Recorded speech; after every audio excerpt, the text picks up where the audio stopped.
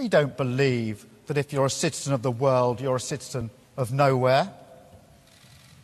Of course we recognise and accept that immigration rules are going to have to change when we leave the EU.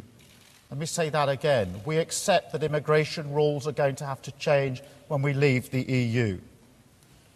But we don't accept that immigration should be the only overarching priority, the only red line. Nor do we believe that leaving the EU means that we have to sever all of our ties with Europe. That Brexit means weakening workers' rights, environmental protections, or that it must entail slashing corporate taxes. We have a very different vision. A vision about how Brexit can work for Britain and the EU. And at its heart, is a belief that we need to build a close, collaborative future relationship with the EU. A changed relationship, but a relationship, and a collaborative future relationship.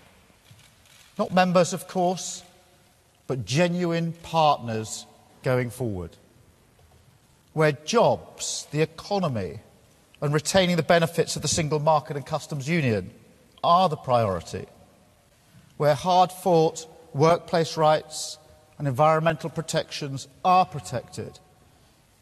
Where we are truly an open, outward-looking country. And where EU nationals living here are guaranteed their rights and can live in certainty that Brexit will not affect them. A Brexit that brings the country together, that radically devolves power and supports all regions and nations of the UK. And that's the approach to Brexit that I want to set out briefly this morning. But let me deal with this head-on and summarise the key differences. The Prime Minister has adopted an ideologically approached view of Brexit. And where has it led her? It's led her down a slippery slope. Nothing to do with the single market. Nothing to do with the customs union. Nothing to do with the European Court or any court. Nothing to do with the very many agencies that do such fantastic collaborative work that's so important to all of us. Out of all of those, an approach that's led her to that place. And what does that mean? That means taking option after option off the table at the beginning of the negotiations. Talking up no deal as if that's acceptable. Some people say, well, that's a clear approach. It's a rigid approach. It is removing options before we've started. And it's a reckless approach.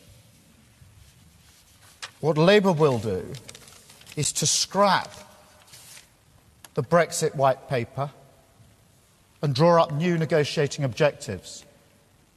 We will, on day one, unilaterally guarantee the rights of EU citizens in this country and work